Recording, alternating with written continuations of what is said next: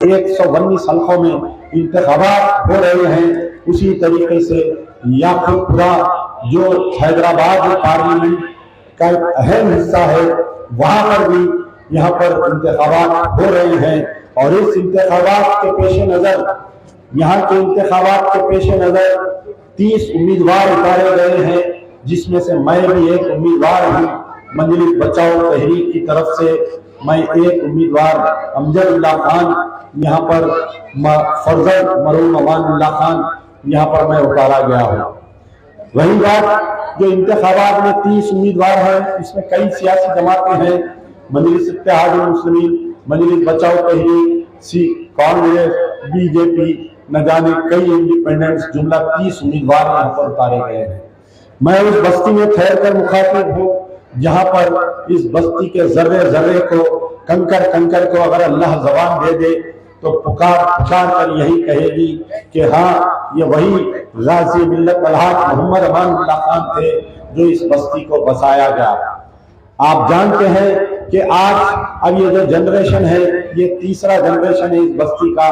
जो लोग कदीम है, जो 50-60 साल की जिनकी उम्र है, वो मेरे बाप की गवाही देंगे कि ये वो बस्ती बसाई गई पूरी तलाक कट्टा भवानी नगर के। आपको अंदाजा नहीं था, यहाँ पर सारे जंगल बियाबान था, सारा खेत था। जानवर अगर यहाँ पर अंदर गलती से उतर जाता तो 2 दिन 3 दिन फंस जाता और जानवर मर जाता। मैं बहुत छोटा था, अपने वालिद के साथ अक्सर मैं स्कूल के जो सरमाई तातीलें होती उनके साथ मैं घुमा करता था। एक वेस्पा थी वालिद साहब के पास, वो ब्लू कलर की वेस्पा, शायद पुराने लोग उसकी गवाही देंगे। उस वेस्पा में हम लोग जब बैठ कर जाते थे तो एक मर्तबा ये मंजर मुझे अच्छा याद है कि शाहजहां होटल के करीब में एक बड़ी भैंस खेत में फंस गई थी और तकरीबन 3-4 दिन तक हम देखे कि वो भैंस उसके बाद में वहां पर मर गई। कोई तस्वुर भी नहीं कर सकता था कि इस बस्ती में, जंगल में अंदर उतरकर उस जानवर को बचाने का। मेरा बोलने का मतलब यह है कि इतनी रेगड़ जमीन थी है कि अगर कोई पैर रखता तो पैर में फंस जाती थी। आज अल्लाह का फजल है कि इस बस्ती को बसाने वाले का नाम गाजी मिल्लत अलहाज मोहम्मद अमानुल्लाह खान है। आज ये बस्ती कम से कम मैं समझता हूँ कि अमान नगर भी, रंगेली खिड़की, मौला का चिल्ला, उधर की जो बस्ती रहमत नगर और यहाँ की पूरे भवानी नगर के 1 नंबर से लेकर 11 नंबर तक, और तलाक कट्टा, शाहजहां, यानी वो मुराद महल तक, जहां पर वाल्टा होटल से लेकर ये रेलवे स्टेशन तक आप अंदाजा लगाएंगे तो कम से कम मैं समझता हूँ कि 75,000 से 80,000 लोग इस बस्ती में रहते हैं। आप तस्वीर करिए कि किसी के पास एक मकान बनाने के लिए उसको कितनी तकलीफ होती है। एक मकान बनाने के लिए उसको इतनी तकलीफ होती है कि सालों बीत जाते हैं कि एक शख्स मकान नहीं बना सकता है। अपनी ज़ईफ़ी के उम्र में आकर वो मकान के बारे में सोच सकता है। लेकिन गाजी मिल्लत अलहाज मोहम्मद अमानुल्लाह खान ने इतनी बड़ी बस्ती बसाकर आपको दिया। आज 1999 में गाजी मिल्लत को एक साजिश के तौर पर हराया गया इंतखाबात में, और 1999 से लेकर आज 2023 हो गए।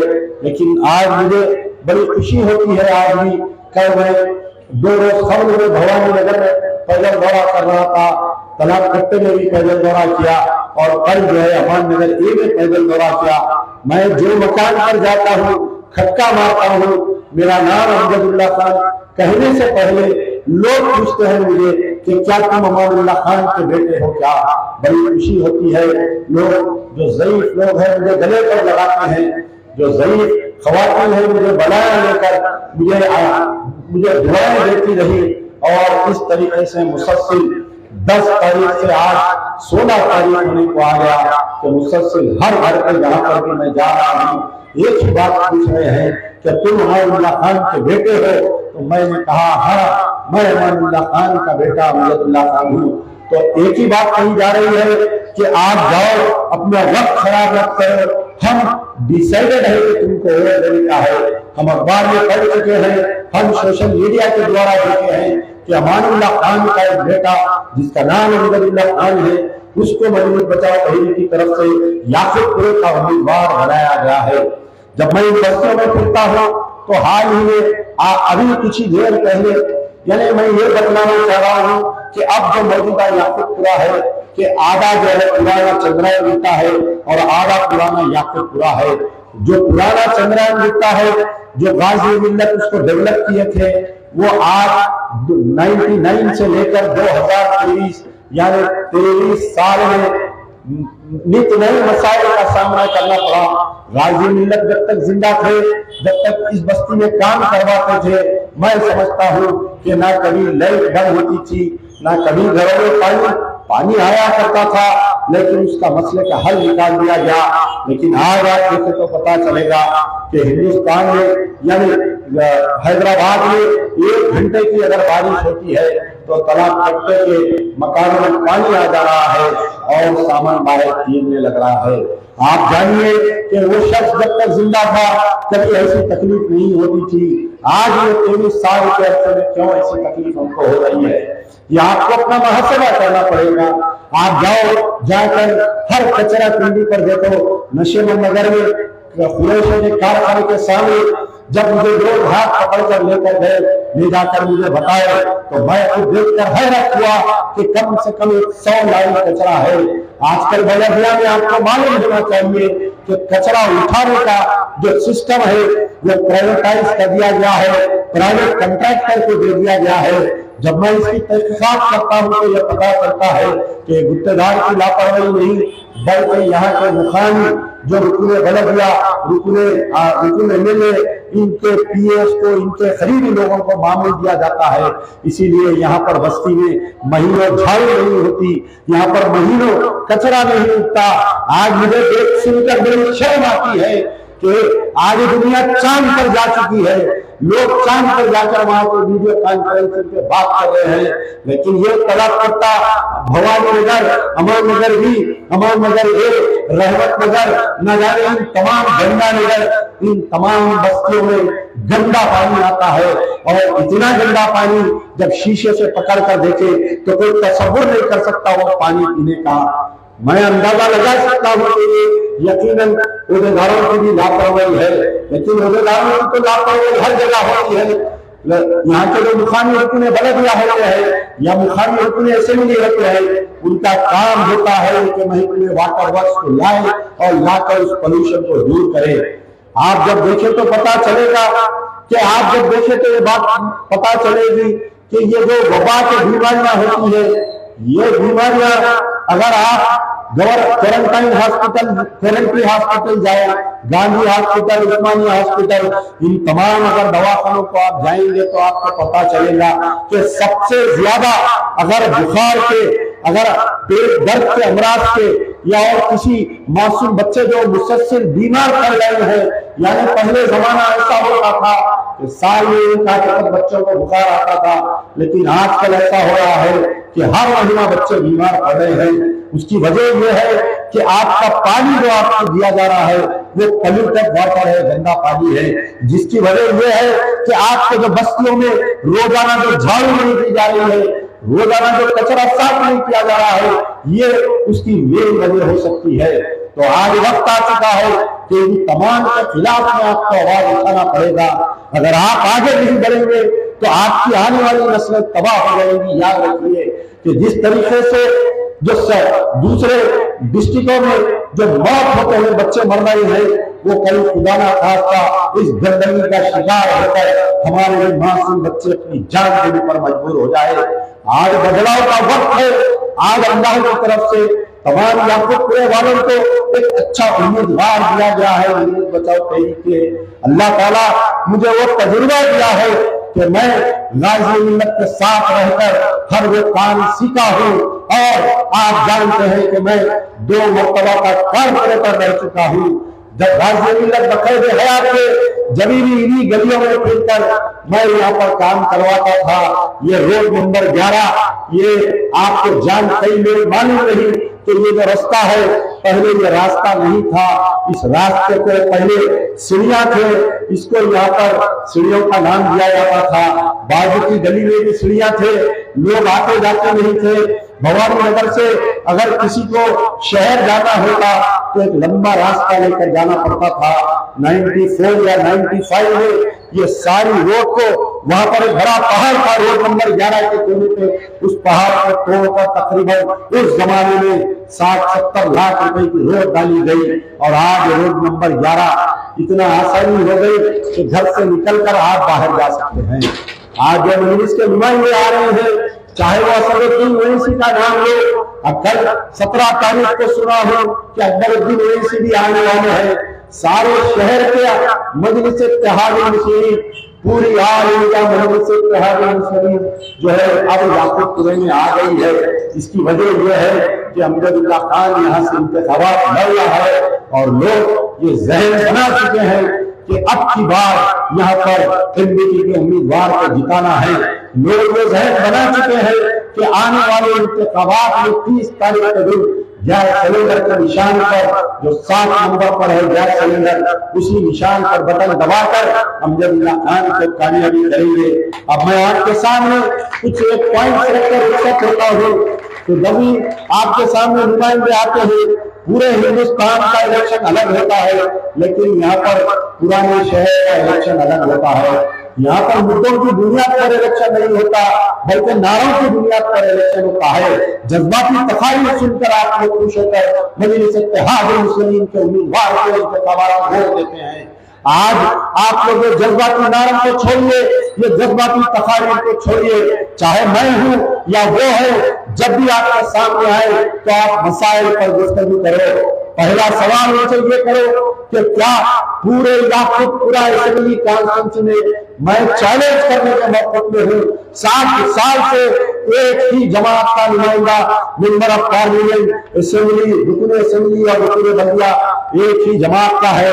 आप बतलाओ पूरे याकूबपुरे में कोई बड़ा गवर्नमेंट स्कूल है क्या? आप बताओ। आपके बच्चे जाकर प्राइवेट स्कूलों में पढ़ते हैं। प्राइवेट स्कूलों का माफिया ऐसा है कि अगर आप 1 महीने की फीस ना दे तो आपके बच्चे को वापस कर दिया जाता है। आपके मजबूर किया जा रहा है कि आप अपने बच्चों को प्राइवेट स्कूल में पढ़ाओ।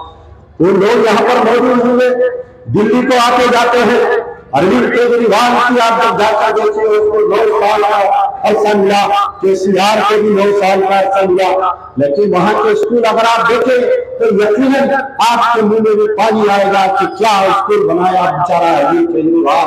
आज central minister, member of parliament, minister, state minister, engineers और ना जाने बड़े बड़े सियासतदानों के बच्चे जो है गवर्नमेंट स्कूलों में पढ़ते हैं, लेकिन हमारे यहाँ पर वो गवर्नमेंट स्कूल की जाल नहीं है जहाँ पर हमारे बच्चे जाकर तालीम ले सके। बातें तो बड़ी बड़ी की जाती है, कई के कामों की बात की जाती है। आज जो लॉकडाउन 1, लॉकडाउन 2 आया, कोविड के बाद में सबसे ज्यादा अगर असर किसी को हुआ तो एजुकेशन सिस्टम पे असर हुआ।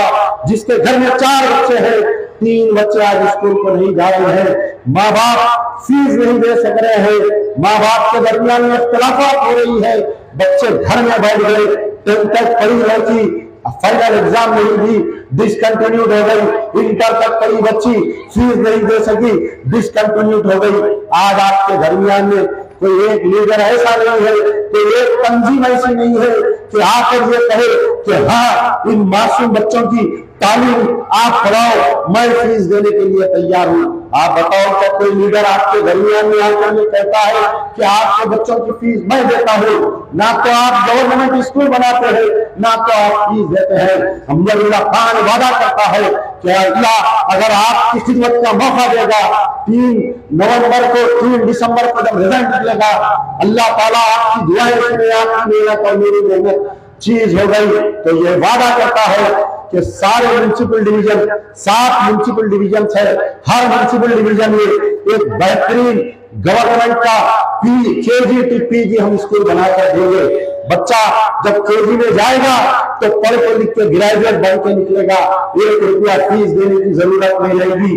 किताब सरकार से दिलाएंगे, ड्रेस सरकार से दिलाएंगे, हर एक चीज आपको जो बच्चे की जरूरत है, सिर्फ आपको ये होना चाहिए कि आप खाली बच्चे को स्कूल तक ले जाकर छोड़े।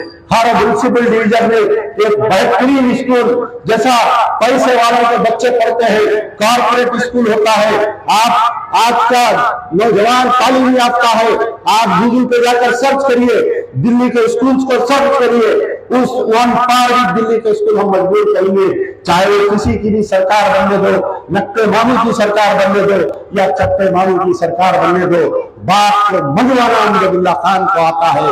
आपको हर म्युनिसिपल डिवीजन में एक स्कूल बनाकर हम देंगे। आज सबसे ज्यादा आवाम अगर परेशान है तो घर के किराए में परेशान है।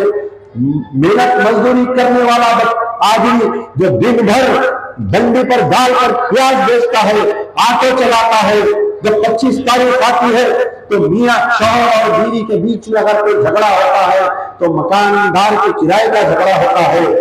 मकानदार तंग करता है, आकर 25 तारीख से उसकी बीवी को तंग करता है कि अगर तुम किराया एक दिन भी लेट करेंगे तो मैं घर पर लात डाल दूंगा, तुम्हारा सामान बाहर फेंक दूंगा।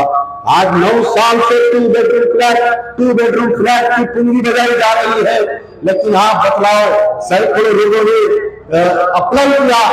पूरे तरह करते हुए मैं चैलेंज करने के मौके में हूँ, 1 या 2 शख्स से हटके किसी को भी 2 बेडरूम फ्लैट नहीं मिला। अगर वो मिला भी है तो यहाँ से 120 किलोमीटर 200 किलोमीटर दूर वहां पर ये फ्लैट उनको दिए गए हैं।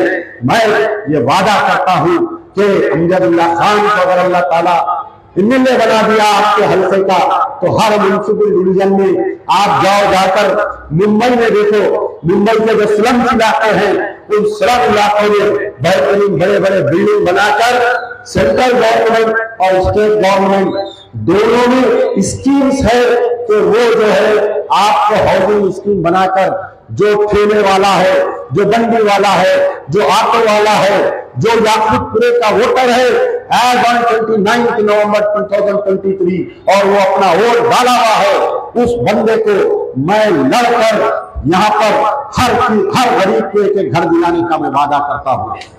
अब आप समझेंगे कि भाई इतने बड़े बड़े वादे को कहा आएंगे, आखिर इसको इम्प्लीमेंट कैसे करेगा, जमीन कहां पर है? तो 2 चीज है।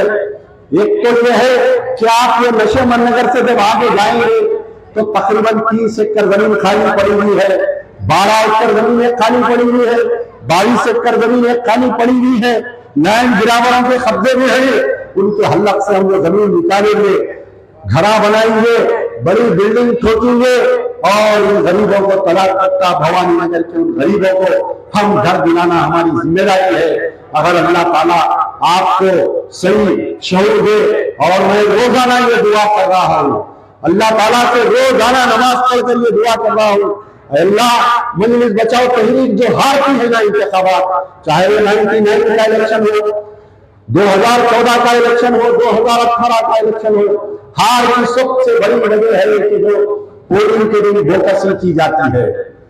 वो पोलिंग के दिन मासूम लोगों को मालूम नहीं, हजार रुपए देते हैं, जाकर वोट डालते हैं। मेरी माँ और बहनों को मालूम नहीं, अपने शौहर का नाम बदल कर जाकर वोट डालते हैं। उनके लिए मैं ये कहता हूं कि बाद आपका फतवा है, अगर आप अपने शौहर का नाम बदल कर अगर कोई माँ और बहन मेरी अगर वोट डाल रही है तो वो अपने शौहर के नीचे से हट गई, उसको दोबारा निकाह पढ़ाना पड़ता है अपने शौहर से। अगर कोई नौजवान लड़का अपने बाप के नाम की जगह कोई दूसरा नाम लगाकर वोट डाल रहा है तो वो अपने बाप को गाली दे रहा है, किसी दूसरे को अपना बाप तस्लीम कर रहा है। खुदारा यहाँ पर मैं election commissioner, chief electoral officer, election commission of India और हमारे डिस्ट्रिक्ट इलेक्शन अथॉरिटी और खास तौर पर हमारे कमिश्नर ऑफ पुलिस से, ये कमिश्नर ऑफ पुलिस के लिए चैलेंज है, ये चैलेंज है कि वो याकूबपुरे में फ्री एंड फेयर इलेक्शन करवा कर बताएं, ताकि तारीख टीएन सेशन नामी एक इलेक्शन कमिश्नर आया था, टीएन सेशन नामी एक इलेक्शन कमिश्नर आया था। उस वक्त पे इतनी सख्ती बरती गई थी, इतनी सख्ती बरती गई थी कि एक हैंड बिल भी हम दीवार पर नहीं चिपका सक रहे थे। उसके बाद पे जब भी इलेक्शन का जिक्र आता है लोग टीएन सेशन को याद करते हैं। तो मैं चाहूंगा कि अब फिर वक्त के हमारे जो कमिश्नर ऑफ पुलिस है, कि कल के दिन अगर हैदराबादी लोग बैठकर सियासी लीडर गुफ्तगू करेंगे तो आपको याद करेंगे कि हाँ, यकीनन फलाने कमिश्नर के दौर में जो इलेक्शन किया गया था वो बिल्कुल फ्री एंड फेयर इलेक्शन किया गया था। मैं उन नौजवानों से भी गुजारिश करता हूं कि पोलिंग के दिन जब हम आते हैं तलकत्ता भवानी नगर, हजारों का मजमा रहता है, 100 बच्चों की एक एक टुकड़ी गाड़ियों पे फिरते रहते हैं, लेकिन इस बार वो गलती मत करिए, अपना अपना वोट डालिए, अपने मकानों को जाकर बैठ जाइए, क्योंकि इस मर्तबा बहुत सख्ती होने वाली है। अगर कोई इम्पर्सनेटिंग होते हुए या बोगस, और हर गली में एक बच्चे के हाथ में जो है वो एसिड रहती है, वो एसिड से हाथ को पोंछते हुए नजर आता है, बड़ा अफसोस होता है कि 1500 रुपए के लिए उन दलालों के हाथ हमारे नौजवान नस्ल तबाह हो जाती है। आप बतलाइए, आज पूरे शहर में नशाखोरी का अड्डा बन गया पूरा शहर। आज गांजा, अफीम, चरस आज हमारे दरमियान में आम हो गई। बड़ा अफसोस होता है मासूम मासूम बच्चों को जब नशे की हालत में देखता हूं। आज ये किसने किया बताइए? ये पॉलिसी पुलिस की सही नहीं रहने की वजह से आज हर बस्ती जो है नशे का अड्डा बन चुकी है। खुदारा इस नशे से अपने बच्चों को दूर रखिए। और कई बातें हैं, आपको जानना चाहिए कि आपके दरमियान में हेल्थ अवेयरनेस नहीं है। हमारे पास क्या होता है कि अगर कोई शख्स जब जमीन पे गिरता है तो उसको दवाखाने ले जाया जाता है, उसको दवाखाने ले जाते ही उसको 4-5 बीमारी निकलते हैं, 4-5 बीमारी, बीपी, शुगर, थायराइड, न जाने कैंसर, कभी किडनी फेलियर, ये बीमारियां निकलते हैं। तो मैं इन तमाम याकूतपुरे के लोगों से ये गुजारिश कर रहा हूं कि अगर आप जब प्राइवेट हॉस्पिटल में जाते हैं, जिस तरीके से प्राइवेट हॉस्पिटल में जैसा प्राइवेट स्कूलों की लूट मार होती है, उसी तरीके से प्राइवेट हॉस्पिटलों में भी आज लूट मार है। जिनके घरों में कोविड का शिकार पेशेंट थे, जो कोविड में अटैक हुआ था, जो बीमार पड़े, उनके दिल पे हाथ रख के पूछो, उनके बेटी का जेवर भी गया, उनका घर रहन हो गया, उसका आटे भी गया, वो प्राइवेट हॉस्पिटलों में जाकर लाखों रुपए दान कराए। क्या बतलाओ? 7 साल की क़यादत 17 नवंबर को वो सालन चौक पर आने वाले हैं। तो जवाब दो कि क्या पूरे याकूतपुरे में क्या कोई गवर्नमेंट हॉस्पिटल है? बताइए, आप कहां पर जाके बताना? आपकी दिल बीमारी के लिए आप कहां पर जाना? या तो आप डॉक्टर समीना के हॉस्पिटल जाना, या नहीं तो आप असरा हॉस्पिटल जाना, वहां गए तो 4000, यहाँ गए तो 8000। आप बतलाइए, आप उस्मानिया हॉस्पिटल जा नहीं सकते, वहां पर आपको देखा नहीं जा रहा है। तो मैं ये वादा करता हूं आप लोगों के सामने, अगर अल्लाह ताला आपकी खिदमत का मौका दिया तो इंशाअल्लाह एक बेहतरीन हॉस्पिटल जिसके अंदर ना सिर्फ आपका इलाज फ्री हो बल्कि सारे टेस्ट आपके फ्री होंगे, और आपको वहां पर दवाएं भी, जिस तरीके से आप अरविंद केजरीवाल के दिल्ली में जाकर देखिए, सारा medical system free of cost है। वहां पर मेडिकल सिस्टम फ्री। आप जब दवाखाने में पैर रखते हैं तो सबसे पहले वहां पर आपका BP, sugar free of cost test किया जाता है, आपका वेट देखा जाता है, उसके बाद में आपसे आपकी बीमारी पूछी जाती है, चाहे वो दिल का मरीज रहो, चाहे वो गुर्दों का मरीज रहो, चाहे वो पेट का मरीज हो, कोई भी अमराज रहो, हर हॉस्पिटल में 7-8 विंग बने हुए हैं और वहां पर पूरा इलाज फ्री। अगर आपको एडमिट करना है तो वो भी फ्री। आप डिस्चार्ज होते वक्त आपको 1 महीने की दवाई वो भी फ्री दी जाती है। केसीआर को अल्लाह ने 9 साल का मौका दिया, पूरा 10 साल का मौका दिया, 9 साल का। अरविंद केजरीवाल 9 साल में बेहतरीन स्कूल बनाता है, सारे तालीम फ्री सिस्टम कर देता है, बेहतरीन हॉस्पिटल बनाता है, सारी दवाएं, सारा इलाज फ्री कर देता है। लेकिन यहाँ पर यह है कि कॉर्पोरेट स्कूल, कॉर्पोरेट हॉस्पिटल का कल्चर है। कॉर्पोरेट स्कूल, कॉर्पोरेट हॉस्पिटल का कल्चर यहाँ पर शहर में डेवलप किया गया है। बड़े बड़े एमएलए एमपी के दवाखाने हैं, मिनिस्टरों के दवाखाने हैं। आप जाके ये दवाखानों में आप जाइए, कल आप यशोदा हॉस्पिटल जाइए, एक मामूली सी टेस्ट करवाइए, शुगर या कुछ ऐसा टेस्ट होता है, करवाइए। अगर आप लैब में करवाएंगे तो आपको 200 या 300 रुपए। अगर यशोदा में करवाएंगे तो कम से कम 1500 रुपए एक टेस्ट को लगते हैं। तो मेरा मुतालबा है कि आप लोग अगर 30 तारीख के दिन अपने सही नुमाइंदे को चुनिए तो इंशाअल्लाह वो नुमाइंदा आपके दरमियान में ये वादा करता है कि आपको जो है पूरा इलाज हम फ्री करवा कर देंगे। और एक बात ये रही कि यहाँ पर जो है कुरैशी बिरादरी वाले बहुत है, पूरे तलाक कट्टा नहीं बल्कि पूरे याकूबपुरे में कुरैशी फैमिली के लोग बहुत हैं। तो आज मेरी उनसे गुजारिश है कि मेरे उनसे कुछ सवालात है और उनसे कुछ मेरी गुजारिश है। पहला सवाल आप बतलाइए, पूरे कुरैश कम्युनिटी से ये मेरा सवाल है, गौर से सुनिए कि आप लोग 2014 से पहले भी कारोबार करते थे। 2014 से पहले आपकी गाड़ी को कोई रोकता था क्या बताओ? 2014 से पहले बकरीद के अहम मौके पर कभी शहर के आउटस्कर्ट में पुलिस के चौकियां पड़ते थे क्या? बदला हुआ।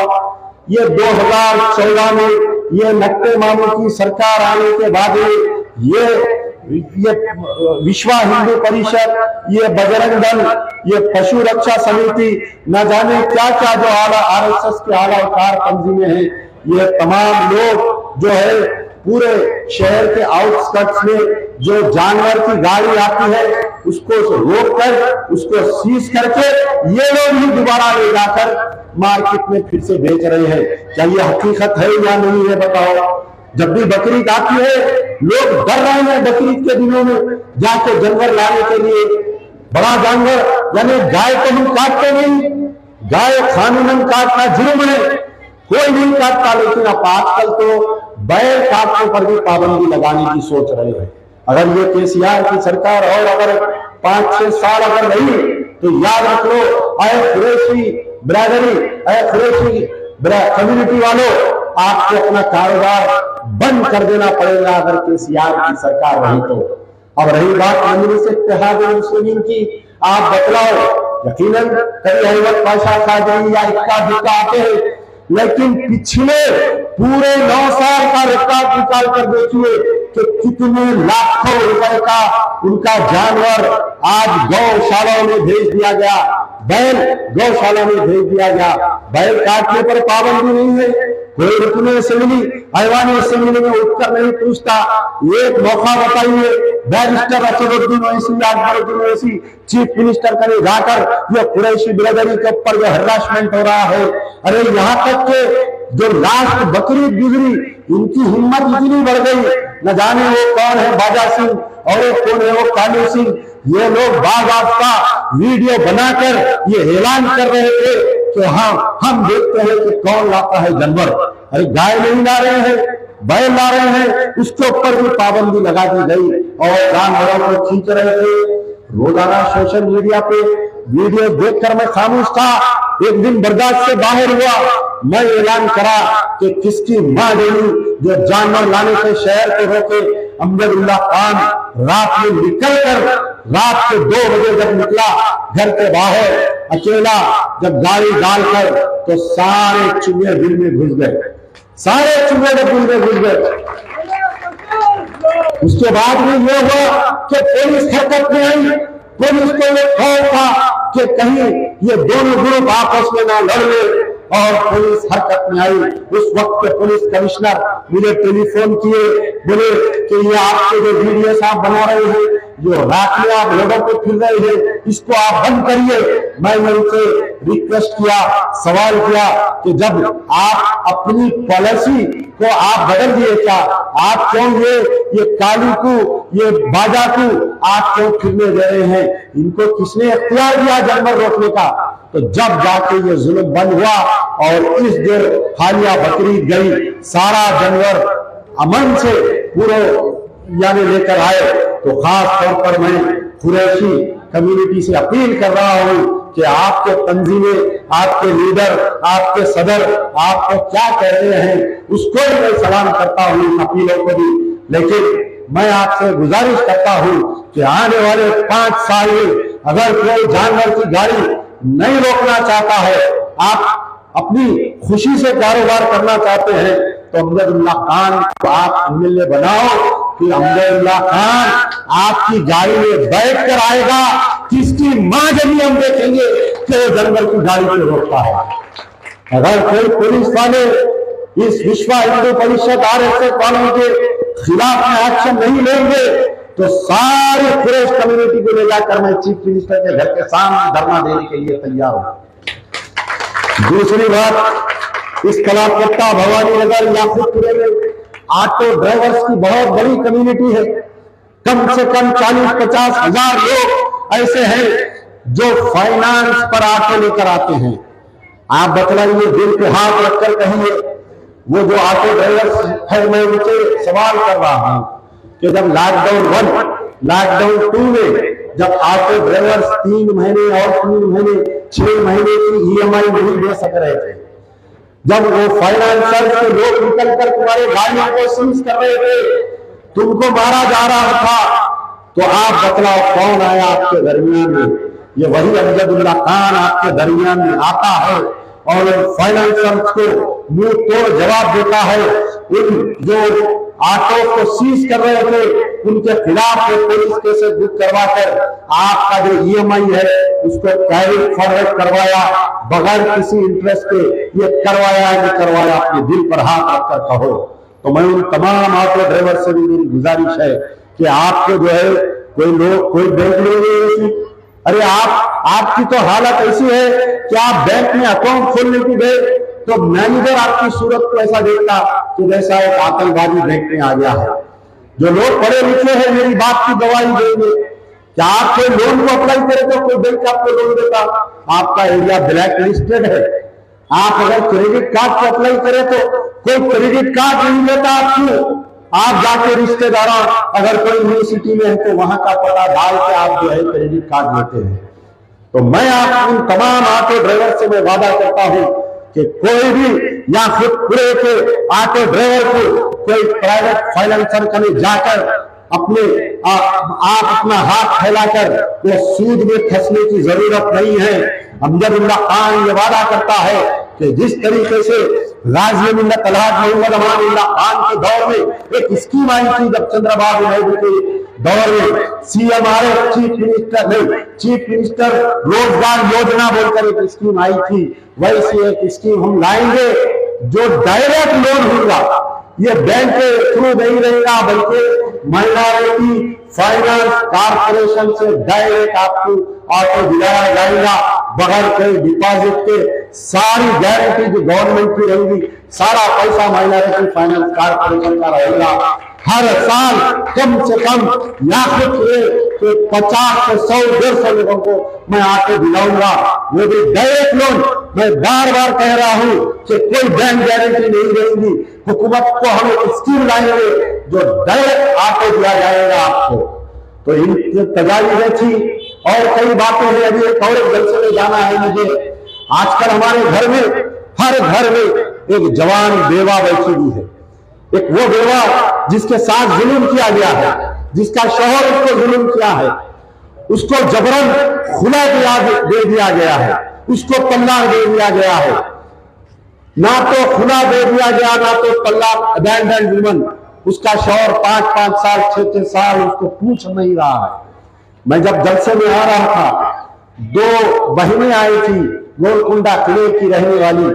एक का शौहर 6 साल से लापता, एक का शौहर 4 साल से लापता। मासूम बच्चियां हैं।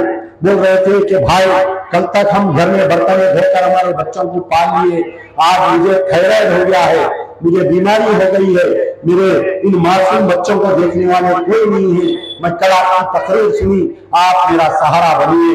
यकीनन अमजदुल्ला खान उन तमाम जो अबैंडन वुमन है, जो बेवा है, जो शादियां नहीं की है, जिनके मासूम बच्चियां हैं, जिनके मासूम बच्चे हैं, अमजदुल्ला खान उनका भाई बनेगा, उनका सहारा बनेगा। और अल्लाह से मैं ये वादा किया हूं, अल्लाह से ये उम्मीद कर रहा हूं, आपसे ये वादा कर रहा हूं कि आपने इन बेवा बहनों की, इन अबैंडन जो वुमेन जिनको हस्बैंड शौहरों के जुल्म का शिकार है, मैं उनका सहारा बनूंगा। जो लड़कियां पढ़ी लिखी है, याकूबपुरे की अगर जो लड़कियां पढ़ी लिखी है मैं उनको ट्रेनिंग दूंगा, एमएनसी कंपनी को लाऊंगा, बड़े बड़े शादी खानों में यहाँ पर ट्रेनिंग दी जाएगी। 1 महीने के अंदर उसको हम किसी बड़ी कंपनी में या तो वर्क फ्रॉम होम या नहीं तो नौकरी दिलाएंगे। अगर वो लड़की को लैपटॉप की जरूरत है तो अमजदुल्ला खान प्रजा दरबार के द्वारा उसको एक लैपटॉप भी दिलाएगा। अगर वो लड़की पढ़ी लिखी नहीं है, अगर वो लड़की पढ़ी लिखी नहीं है, वो लड़की अनपढ़ है, तो हम उसको टेलरिंग का जॉब सिखाएंगे, उसको हम फैशन डिजाइनिंग सिखाएंगे, उसको हम ब्यूटिशियन का कोर्स सिखाएंगे। अब आप जानिए कि टेलरिंग ये आम टेलरिंग नहीं रहेगी, बड़ी जो फैशन डिजाइनिंग की टेलरिंग होती वो सिखाकर वो जब सर्टिफिकेट लाकर हमको बताएगी, उसको हम एक मशीन दिलाएंगे। वो मशीन छोटी मशीन नहीं, जो बड़ी 40,000 रुपए की जो मशीन आती है वो मशीन दिलाएंगे।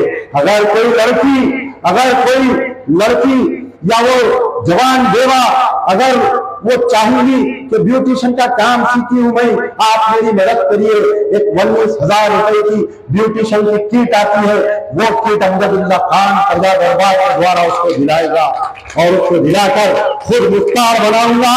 इन तमाम